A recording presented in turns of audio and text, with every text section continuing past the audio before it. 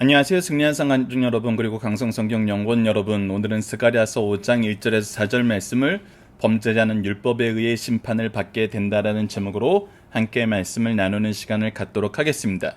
이제 여섯 번째 환상으로 넘어가고 있습니다. 그 여섯 번째 환상부터는 그 앞의 내용과 굉장히 다릅니다. 지금 첫 번째부터 다섯 번째까지는 주로 어떤 내용이었냐면, 하나님께서 우리의 연약함을 위로해 주시고 하나님께서 회복시켜 주시고 우리로 하여금 영광과 승리를 주시겠다는 위로와 약속의 말씀이었어요.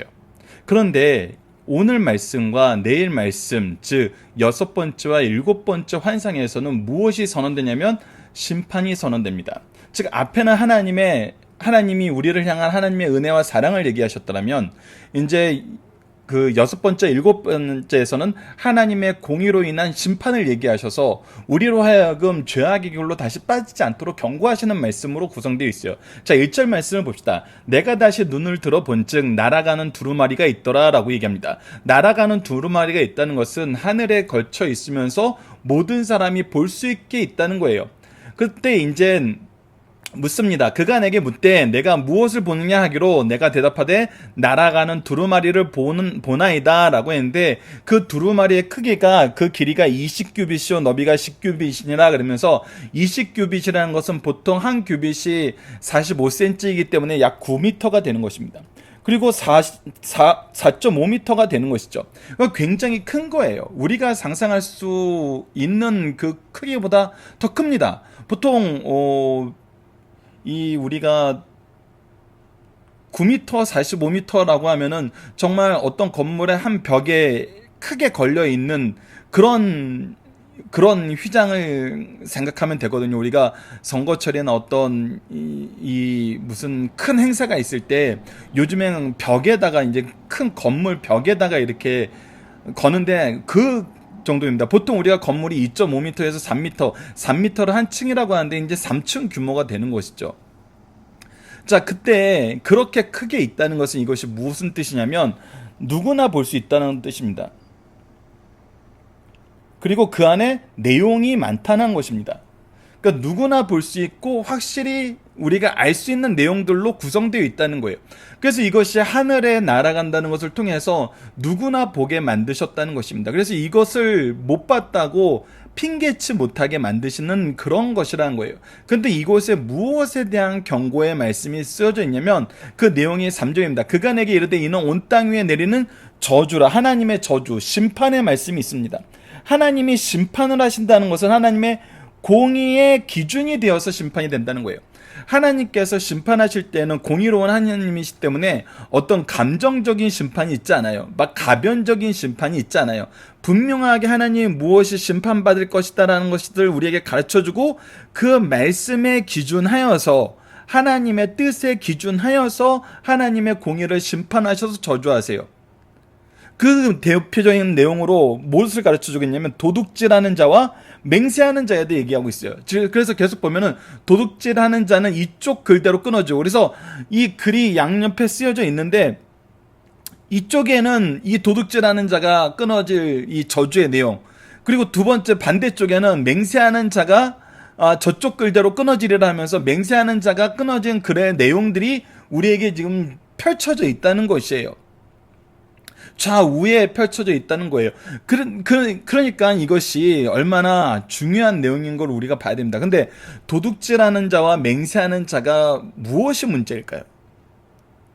우리가 일반적으로 십계명을 볼 때도 우리 인간의 기준으로 볼 때는 도둑질보다는 살인하는 자가 더 큰 죄잖아요. 근데 우리가 십계명 강의에 대해서 우리가 이제 11월 달에는 여러분들과 함께 이 다음 달에 이 9월 달에 이제 저희들이 스가랴서 뒷부분을 마무리하고, 그리고 이제 10월 달과 11월 초에 디모데 전후서를 마무리한 다음에 한 20개 강좌에 대해서는 여러분들에게 특강이 제공되는데, 그 특강이 무엇이냐면 바로 십계명 특강과 팔복 특강이에요. 그것이 20회분으로 나눠서 여러분들에게 소개되고, 그때 또 이 동영상 강좌를 만들어서 여러분과 함께 이 말씀의 은혜를 나눌 텐데, 십계명을 전체를 보면은 우리가 이미 로마서에서 확인했던 것처럼 하나님께 죄를 범한 자들은 죄인이에요. 죄인은 죽을 수밖에 없어요. 그래서 어떤 죄든지 하나님 앞에 다 심판받는, 죽게 되는 죄예요. 그런데 우리가 일반적인 사회 통념상 중요한 것을 앞에 두잖아요. 그래서 그것을 기준으로 일반적인 사회 통념상 중요한 것을 앞에 둔다는 걸 통해서 봤을 때 가장 중요한 죄가, 아주 잘못한 죄가 무엇이냐면 1에서부터 4계명, 하나님과의 관계에서 나타나는 것이죠. 우리의 예비한 부분이에요. 그리고 인간관계에서는 가장 무엇이냐면 부모님께 공경하라는 이 법을 어기는 거예요. 근데 이 전체를 뚫고 지나가는 그 중심이 있는데, 그것은 뭐냐면 하나님의 권위에 순종하라는 거거든요. 이것은 하나님이 정해주신 하나님의 창조의 질서예요. 하나님이 세우는 질서예요. 그래서 이 질서를 지키는 것은 내가 하나님께 순종한다, 순종하지 않는다예요. 그래서 하나님의 권위를 인정하는 것이 1에서부터 10계명까지 일목요연하게 이루어지는 기준이에요. 그래서 우리가 이것을 거역한다는 것은 내가 하나님의 권위를 인정하지 않고 하나님의 기준을 인정하지 않고 내 임의대로 하겠다는 거예요. 그것이 10개 중에 한두 개여도 마찬가지예요. 내가 하나님의 권위를 하나님의 지혜보다 내 지혜가 더 뛰어나다고 생각하는 거예요. 그래서 마지막 10계명의 탐욕에 대해서 얘기할 때 이 탐욕이 결국 우리에게 무엇을 가르쳐 주냐면, 탐욕이야말로 우리가 하나님의 주권을 인정하지 않은 가장 원론적인 죄라는 거예요. 욕심이 잉태하여 죄를 낳고 죄가 장성하여 사망을 낳는다는 이 말씀처럼 탐심이 핵심적인 거라는 거예요. 아담과 타락할 때도 하나님처럼 되고 싶었던 탐심을 사탄이 불러일으켰어요. 그래서 이 오늘 본문 말씀에서도 도둑질하는 자와 맹세하는 자 이 두 가지를 얘기했지만, 그 근본, 이 10계명의 내용의 근본을 봤을 때는 그것이 무엇이냐면 하나님의 주권을 인정하지 않는 거예요. 하나님의 뜻을 인정하지 않는 거예요. 그것이 가장 대표적으로 나타나는 것이 바로 이 두 개고, 이 두 개의 근본적인 이 죄의 이 두 가지가 나타나는 죄의 핵심은 둘 다 탐심이에요. 그래서 이 탐심에 대한 저주의 내용이라는 것입니다. 그래서 우리가 4절에서 이것이 더 구체적으로 드러나는데, 그것이 뭐냐면 만군의 여호와께서 이르시되 내가 이것을 보냈나니 라고 하면서 하나님의 심판이 이들의 집에 있는데, 도둑의 집에 들어가고 내 이름을 가리켜 망령되이 맹세하는 집에 들어간다는 거예요. 그래서 도둑질하는 자는 도둑질한 것을 어디에 들여놔요? 자기의 집에 들여놔요. 이것은 이제 우리가 인간적으로 봤을 때 이 부분까지 해당되는 거예요. 어떤 부분이냐면 내가 내 가족을 먹이기 위해서 도둑질했어요. 나를 위해서 나의 탐심을 채우기 위한 것이 아니라 내 가족을 먹이기 위해서 도둑질을 할 수밖에 없었습니다. 아니면 내 가족을 보호하기 위해서 나는 더더욱 열심히 벌어야 됐습니다. 벌다 보니까 남의 것을 도둑질하게 되었습니다.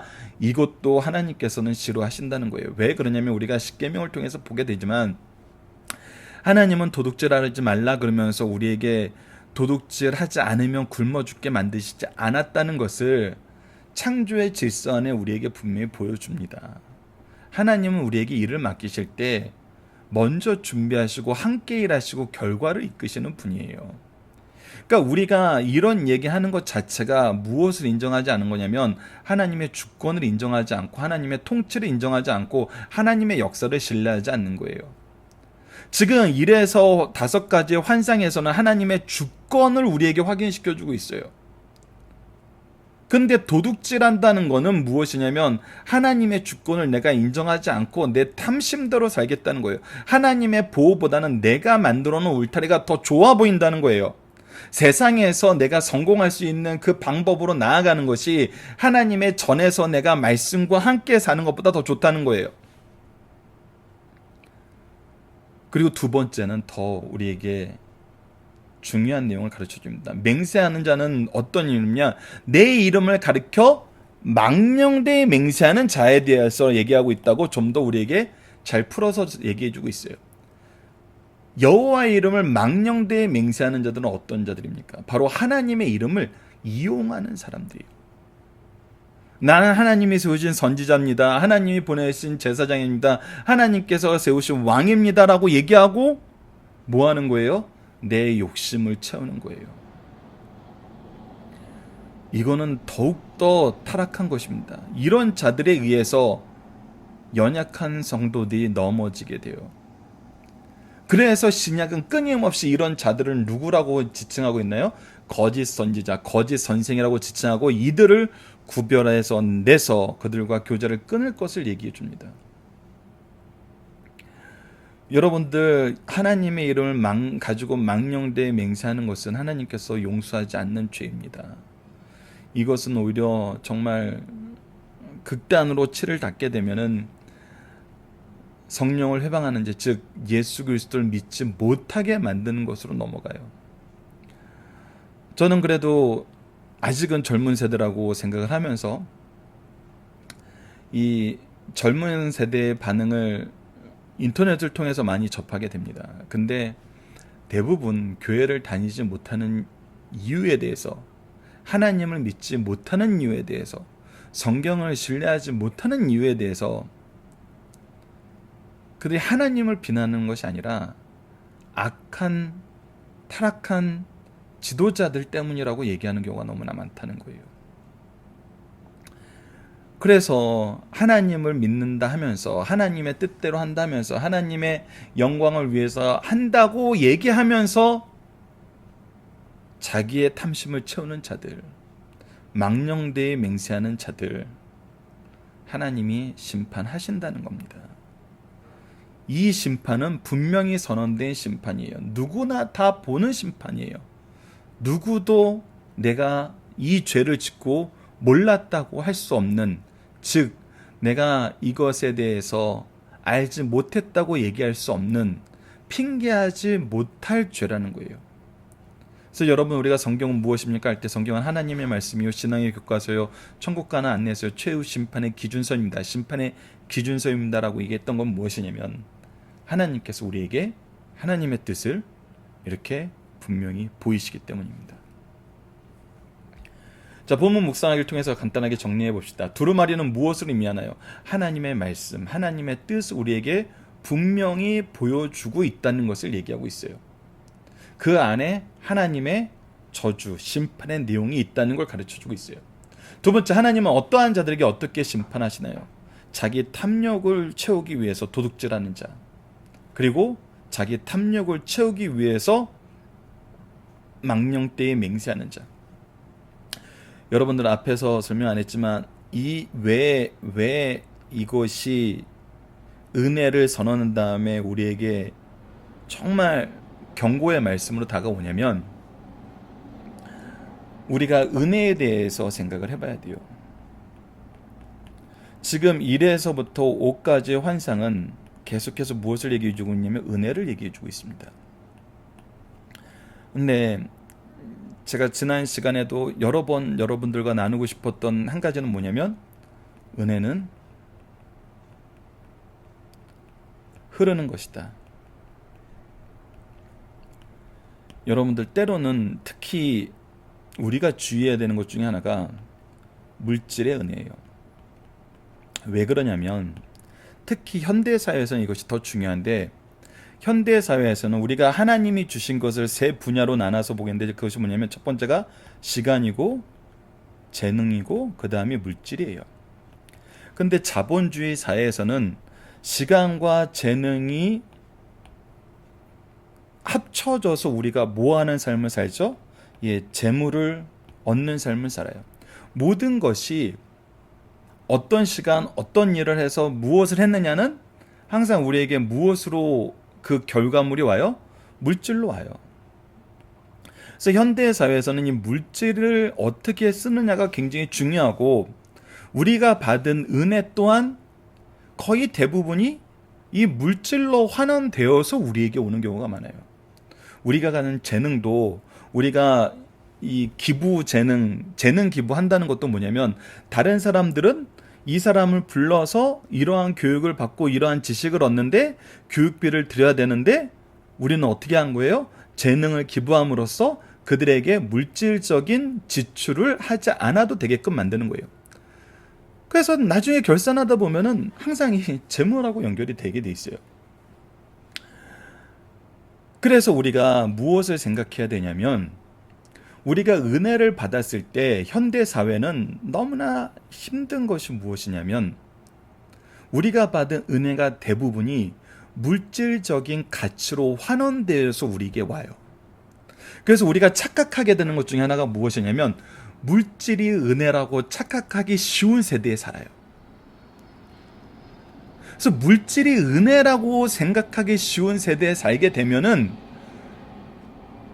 자연스럽게 어떻게 되냐면, 물질은 흐르는 것이에요 라는 이 표로 나아가는 것이 아니라, 물질이 쌓여야 은혜요로 나아가요. 누가 더 많이 가졌냐가 은혜가 많은 것으로 착각하게 돼요. 그래서 탐심이 나는 거예요. 그래서 도둑질하는 집이 생기고 망령되이 맹세하는 집이 생겨요. 어떤 집일수록? 은혜를 받았다고 생각하는 집일수록.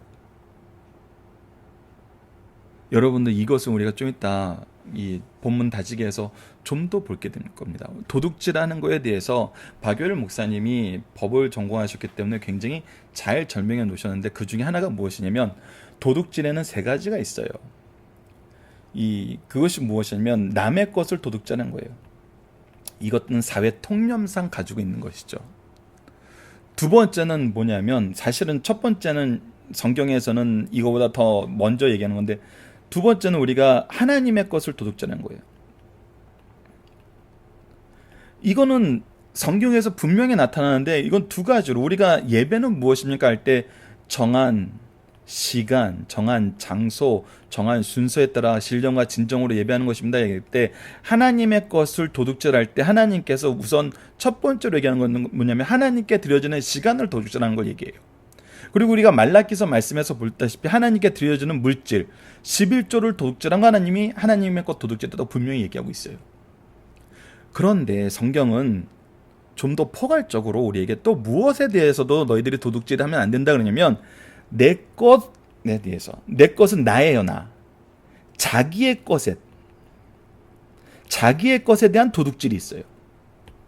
이것이 박유일 목사님이 굉장히 잘 이해할 수 있게 설명해 놓은 거예요. 이게 뭐냐면, 하나님이 나에게 주신 은혜를 내 거라고 생각하는 거예요. 하나님이 나에게 시간을 주시고 재능을 주고 물질을 주셨는데 이것을 내 걸로 하는 거예요. 그래서 내 임의대로 쓰는 거예요. 즉, 은혜를 내가 받은 나의 어떤 나만의 것으로 생각하는 거예요. 흘러가는 것으로 생각하는 것이 아니라, 그래서 이 은혜를 내가 쌓아야 된다고 생각을 하는 거예요. 내 임의대로 쓰고 싶어지는 거예요. 이것도 근데 성경에서는 도둑질이라는 거예요. 하나님의 영광을 위해서 써야 돼요. 그래서 우리는 하나님 앞에 이 부분에 대해서 가장 잘 설명해 줄 수 있는 단어가 뭐냐면 바로 청지기였어요. 청지기는 종이에요. 그래서 내가 가진 것도 주인의 것이에요. 주인의 것을 잠깐 맡은 거예요. 그래서 나는 이 맡은 재물을 어떻게 써야 되냐면 주인의 뜻대로 써야 돼요. 그것이 하나님과 우리와의 관계예요. 근데 그래서 우리가 열심히 해도, 우리가 열심히 하는 거는 너무나 당연한 의무예요. 근데 하나님께서 놀랍게 이런 우리를 칭찬하시고, 우리가 하나님의 뜻대로 살았을 때 이 모든 것을 할 수 있도록 미리 준비하시고 함께 하시고 결과를 맺어주시는 분이 하나님이었음에도 불구하고 우리에게 착하고 충성된 종이라고 얘기해 주시고, 하나님의 영화로운 잔치에 참여하게 하셔서 우리를 의롭다 칭해 주시는 거예요. 그래서 우리가 이 부분을 잘 봐야 돼요. 내 것이라고 생각해서 안 돼요. 은혜를 받았을 때 항상 무엇을 생각하셔야 되냐면, 나에게 이 은혜를 주신 하나님의 뜻이 무엇일까? 내가 비록 너무나 힘들고 지치고 아주 절망적인 상태에서 기도해서 그 기도에 응답을 받았더라도, 그때 우리는 나에게 주신 은혜를 하나님이 왜 주셨을까? 나의 기도의 응답으로 내 마음대로 쓰라고 주셨을까? 그건 거의 아니라는 겁니다. 그거를 통해서 또 하나님의 일을 하게 하세요. 그러니까 하나님이 우리에게 주시는 것의 크기는 우리가 상상하는 이상이고, 그 계획은 정말 놀라운 계획입니다. 특히 우리가 너무나 감사하고 너무나 기뻐하면서 이 은혜는 흐르는 것이야 라는 걸 경험하는 건 언제입니까? 내가 사랑하는 내 자녀들에게, 내 제자들에게 나에게 주신 은혜를 통해서 그들을 섬기고 그들을 양육하고 그들을 채우게 되고 그들에게 내가 축복의 통로가 될 때 기쁘잖아요.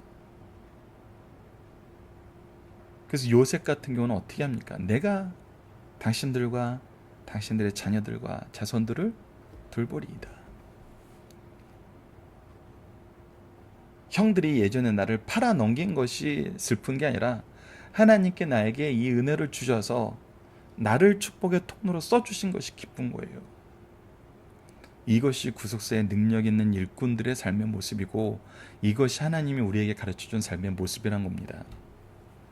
자, 본문의 중심선을 봅시다. 지금까지 스가랴에서 보이신 다섯 환상은 성전 재건에 수고하고 있는 두 지도자인 여호수아와 스룹바벨과 온 백성들을 격려하기 위한 것이었다. 이는 원수를 물리쳐 주시고 마침내 성전을 완성케 하실 것을 보여주신 것이요 신약의 교회와 주의 재림으로 완성될 하나님 나라까지 보여주신 것이다.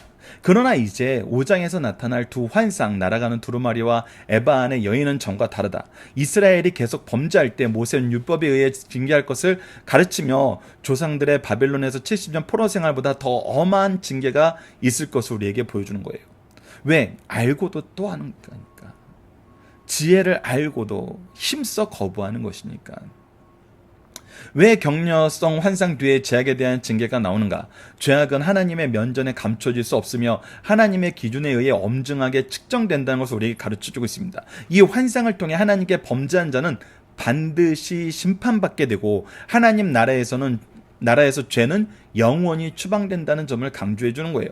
그러므로 여섯 번째 환상에서 악한 자들의 일시적 성공을 보고 낙심하거나 유혹받지 말 것이라는 거예요. 도둑질하고 망령되 이끌으면서 잘 되는 사람을 봤을 때 부러워하지 말라는 것입니다. 그들에게는 하나님의 심판이 있기 때문에 우리는 하나님의 뜻과 하나님의 뜻의 성취가 나타나는 교회, 그것이 이루어지는 가정, 그것을 책임지는 성도, 구속사의 능력 있는 일꾼으로서 나에게 일 맡기신 것을 기뻐하는 성도의 삶을 사는 것이 중요하다는 것입니다. 그들은 반드시 하나님의 심판으로 망할 자들임을 보여주신다는 겁니다. 일곱 번째 환상에서는 하나님을 섬기지 않는 죄악과 회개치 않는 선민은 반드시 심판의 대상이 되며 지상에서는 세상 나라와 하나님 나라가 주의 재림 때까지 병행하나 세상 나라는 영원히 멸망하게 된다는 사실을 가르쳐줘요. 이 굉장히 중요한 내용입니다. 마지막 때까지는 병행하게 돼요. 그러나 마지막 때 오셨을 때는 가라지를 골라서 불에 던져 사르듯이 하나님의 나라만 영원하게 된다는 것입니다. 자, 본문의 중심선을 간략하게 봅시다. 첫 번째, 하나님의 법은 누구나 알 수 있고 볼 수 있게 계시되어 모른다고 핑계할 수 없다는 거예요. 이것이 하나님이 우리에게 말씀의 은혜를 주시면서 이것이 보편적으로 펼쳐지게 하신 이유예요. 여러분들 현대사회 성경을 가까이 하기 얼마나 쉽습니까? 성경에 대한 설교와 강좌가 인터넷에 얼마나 넘쳐 흐르는데요. 이제 누구도 모른다고 할 수 없어요. 알고도 외면하는 거예요. 그리고 연약한 자들을 우리가 넘어지지 않도록 조심해야 된다는 것도 이 말씀을 보면서 우리가 다시 한번 생각해야 되는 것입니다. 두 번째, 이익을 위해 죄를 범하나 도리어 가장 큰 것을 잃고 파멸한다는 거예요. 그들의 집에 들어가서 심판하시겠다는 거예요. 그것은 무엇이냐면 남겨두지 않으시겠다는 거예요. 철저하게 심판하신다는 거예요. 내 가족을 위해서 그래서 안 남겨두신다는 거예요. 정말 가정을 위하는 것은 하나님을 신뢰하고 의지하는 것임을 우리가 알아야 됩니다. 세 번째, 하나님의 심판의 방법과 정도를 구체적으로 제시한 이유는 범죄를 사전에 예방하기 위함이라는 거예요. 여러분들, 우리가 놀라는 점이 바로 이 부분입니다. 하나님께서 심판을 우리에게 선언해 주실 때 이스라엘 민족을 들어서 미리 이 심판의 표본을 삼으시는 것은 무엇이냐면 우리를 더 사랑하신다는 하나님의 뜻을 우리에게 드러내신 거예요. 내가 이렇게 행했으니 너희들은 그러지 말라는 거예요. 너희들을 사랑하기 때문에 너희들이 그러기를 원치 않는다는 거예요. 여러분들 우리를 얼마나 사랑하는지 아시겠죠? 이스라엘보다 우리를 더 사랑하세요. 그리고 이것이 은혜가 될 때가 언제냐면 나에게 이 은혜를 주신 하나님이, 나를 통해서 이 말씀을 아멘하고 받아들이기 주신 하나님이 나를 통해서 더 사랑하고 싶은 사람이 바로 나의 자녀와 제자들, 나를 통해서 하나님 말씀을 듣게 하는 나의 이웃들, 가족들이란 거예요. 내가 그들을 사랑할 때 그들의 미래를 위해서 얼마나 깊이 고민하고 사회 환경이 변할 때 얼마나 좌절하게 됩니까? 근데 하나님이 나에게 이 말씀을 주었다는 것을 통해서 희열을 느끼고 감사하는 것은 나로 이 말씀을 내 자녀와 제자들에게 전하게 하셔서 내 자녀와 제자들은 나를 사랑한 그 사랑보다 더 큰 사랑, 더 놀라운 은혜를 누리게 하셨다는 거예요. 정말 성경은 내리사랑이 무엇인지 우리에게 가르쳐주고 있습니다. 성경의 그 어떤 인물보다 우리는 더 큰 축복을 받았고 우리의 자녀들은 더 큰 축복을 받게 됩니다. 자, 본문 다시 읽어봅시다. 큰 두려움이란 어떤 의미를 내포하고 있습니까? 이것은 누구라도 볼 수 있고 그 안에 하나님의 말씀의 내용이 분명히 있다는 걸 가르쳐주고 있어요. 자, 도둑질의 구체적인 내용, 종류는 무엇인가? 이 부분입니다. 여러분들 이 부분에 대해서 간략하게 다시 한번 말씀드리면 첫 번째, 하나님의 것을 도둑질하는 경우입니다. 하나님께 바쳐지는 날들에 대해서 사계명과 하나님께 드려야 될 물질, 즉 11조에 대해서 말라기서 3장 8절에 기록되어 있죠. 자신의 임의대로 사용할 때 이것은 하나님의 것을 도둑질한 것이라고 분명히 얘기하고 있어요. 둘째, 이웃의 것을 도둑질하는 경우에요. 남의 재산을 비밀리에 절취하면 절도요, 공개적으로 갈취하면 강도요, 또 도량형 기구를 속여 부당이익을 취하는 것은 사기입니다. 꾸고 갚지 않는 것, 고리대금, 불이한 뇌물 등은 인간의 것을 도둑질하는 거예요. 여러분들, 근데 이것이 세상에서는 얼마나 지혜롭게 행해집니까? 이것을 참 지혜롭게 잘 행해서 더 큰 이득을 얻었을 때 이들은 뭐 했다 그래요? 성공의 비결을 터득했다 그래요. 근데 하나님은 뭐예요? 이것은 저주받는 일이라 그런 겁니다. 세 번째, 중요한 겁니다. 자신의 것을 도둑질하는 겁니다. 하나님께서 우리에게 물질을 허락하실 때는 주신 목적이 있어요. 우리에게 은혜를 주실 때는 은혜를 주신 하나님의 뜻이 있어요. 하나님의 뜻을 알아야 돼요. 이것이 지혜예요. 이것을 이탈하면 남용하거나 가소비할 때 하나님 앞에서 도둑질한 경우가 된다는 것입니다. 마지막 세 번째, 여호와 이름을 망령되이 일컫는 것에는 어떤 것이 있습니까? 했을 때 첫 번째, 하나님의 이름을 모독하는 것이 있고, 두 번째는 주여 주여 하면서도 죄악된 삶을 계속 살 때 하나님이 이것도 하나님의 이름을 망령되이 일컫는 것이라고 합니다. 그리고 세 번째는 하나님의 이름으로 거짓 맹세할 때, 이건 너무나 많아서 힘듭니다. 힘들어요. 정말 이러면 안 됩니다, 여러분들. 나 하나님 믿는 사람인데 무슨 계약서가 필요해요? 서로 믿고 합시다. 아니에요, 여러분들. 믿기 위해서 계약서 쓰는 거예요. 여러분들 정말 이것은 하지 맙시다. 누군가에게 거짓말하기 위해서 하나님의 이름을 빌리고 하나님이 주신 직분과 하나님이 주신 사명을 이용한다는 것은 정말 이 사례입니다. 정말 너무나 크게 망령되이 일컫는 거예요. 네 번째는 하나님의 이름으로 요술을 행하는 거예요. 죄를 행하고 이방 신을 섬기는 엉뚱한 일을 하는데 이것이 하나님께 예배하는 거다라고 얘기하는 거예요. 정말 이러지 맙시다. 이래서는 안 됩니다. 그리고 은혜가 있었을 때 이런 방향으로 흘러가게 된다는 거 우리가 주의해야 된다는 것입니다. 자, 본문 적용합니다. 우리는 어떻게 자녀들과 제자들에게 하나님의 공의와 사랑을 균형 있게 가르칠 수 있을까요? 공의와 사랑을 균형 있게. 여러분들, 공의는 뭐예요? 하나님의 의를 기준으로 심판하신다는 거예요. 사랑은 뭐예요? 대신 죄를 대속하고 구원하시겠다는 거예요. 하나님은 이것을 어떻게 이루셨어요? 우리가 용서받기 위해서는 의를 기준으로 심판하시면 안 돼요. 우리를 구원하시기 위해서, 우리를 살리기 위해서는 심판을 유보하셔야 돼요. 이 심판은 없애야 돼요. 근데 공의로운 하나님은 그렇게 하실 수 없어서 어떻게 했어요? 말 그대로 예수 그리스도를 통해서 대속의 구속의 역사를 이루셨어요. 이 은혜를 우리에게 허락하여 주셨어요. 그래서 우리는 값없이 그리스도의 제자가 되고 하나님의 자녀가 되고 화평하게 되고 화평하게 하는 직분을 받았어요. 그래서 우리가 하나님의 공의와 사랑을 균형 있게 가르치기 위해서는 반드시 하나님의 말씀을 바로 가르쳐야 되고 이 말씀은 필연적으로 반드시 누구를 향하여 가는 것이냐면 예수 그리스도를 향하여 가게 돼요. 그래서 우리 자녀들이 예수 그리스도를 아는 지식의 풍요함을, 은혜의 능력을 소유해야 돼요. 이게 우리가 균형 있게 가르치는 거예요.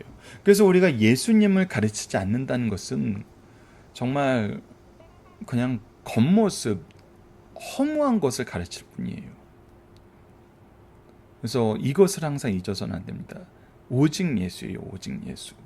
예수님을 통하지 않고서는 이것이 이해가 되지 않아요. 어떻게 공의와 사랑이 균형 있다는 건지 이해가 될 수 없어요.